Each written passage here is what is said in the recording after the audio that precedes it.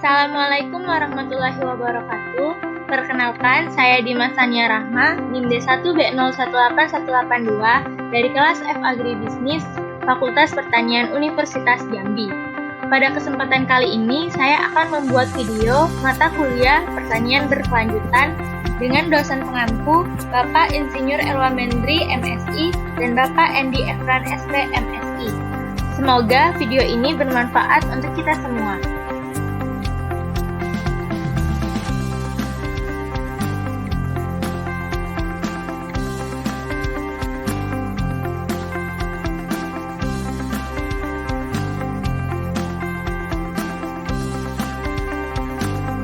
Berdasarkan sifat ketahanannya di lingkungan, pestisida dibagi menjadi dua jenis. Yang pertama, pestisida yang resisten. Artinya, pestisida ini berpengaruh terhadap lingkungan, meninggalkan residu yang terlalu lemah dan dapat terakumulasi dalam jaringan melalui rantai makanan. Sedangkan pestisida yang kurang resisten, yaitu keefektifannya sesaat saja dan cepat terdegradasi tanah.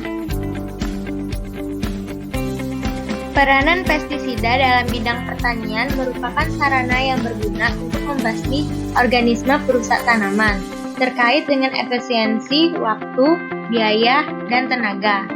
Sampai saat ini, hanya pestisida yang masih diandalkan.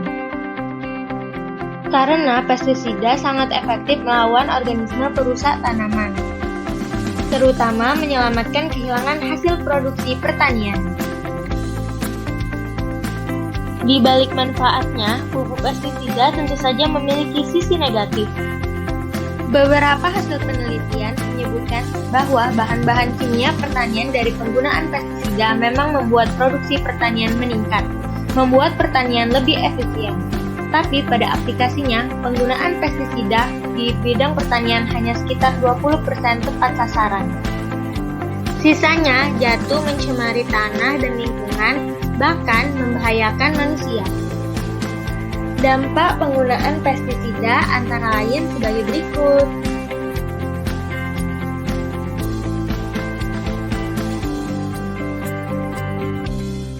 Untuk mengurangi peranan pestisida, dibutuhkan penerapan usaha intensifikasi pertanian yang menerapkan berbagai teknologi, seperti penggunaan pupuk, varietas unggul, perbaikan pengairan, dan pola tanam. Pengurangan peran pestisida sudah harus dilakukan pada saat pembukaan lahan baru. Selain itu, pengarahan penggunaan pestisida pada penggunanya seperti pemberian dosis, waktu aplikasi, cara kerja yang aman akan mengurangi ketidakefisienan penggunaan pestisida pada lingkungan dan mengurangi sekecil mungkin pencemaran yang terjadi. Upaya pengembangan obat pertanian untuk OPT yang efektif dan ramah lingkungan juga perlu digalakkan. Di masa kini dan masa yang akan datang, diharapkan penggunaan pestisida akan berkurang. Adapun cara mengurangi penggunaan pestisida kimiawi diantaranya penggunaan varietas yang tahan atau toleran serangan hama, pemilihan waktu yang tepat, pemilihan lokasi yang tepat, melakukan rotasi tanaman atau pergiliran tanaman, pengaturan jarak tanam, penyiangan gulma, melakukan pengamatan rutin terhadap penyakit, pemanfaatan musuh alami, penggunaan tanaman perangkap dan penghadang hama, penggunaan pestisida alami. Jika tidak memakai pupuk pestisida, lalu bagaimana cara kita untuk meningkatkan hasil produksi? Tentu saja menggunakan pupuk organik. Pupuk organik sangat bermanfaat untuk peningkatan produksi pertanian baik kualitas maupun kuantitas, mengurangi pencemaran lingkungan, dan meningkatkan kualitas lahan secara berkelanjutan. Penggunaan pupuk organik dalam jangka panjang dapat meningkatkan produktivitas lahan dan dapat mencegah degradasi lahan.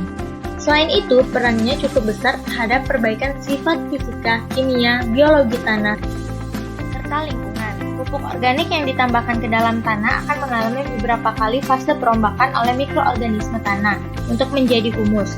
Bahan organik juga berperan sebagai sumber energi dan makanan mikroba tanah sehingga dapat meningkatkan aktivitas mikroba tersebut dalam penyediaan hara tanaman.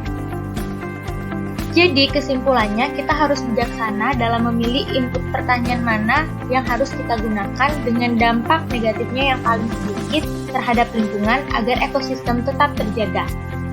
Mungkin itu saja informasi yang dapat saya sampaikan. Semoga ini bermanfaat untuk kita semua. Apabila ada salah kata, saya mohon maaf. Saya akhiri. Wassalamualaikum warahmatullahi wabarakatuh.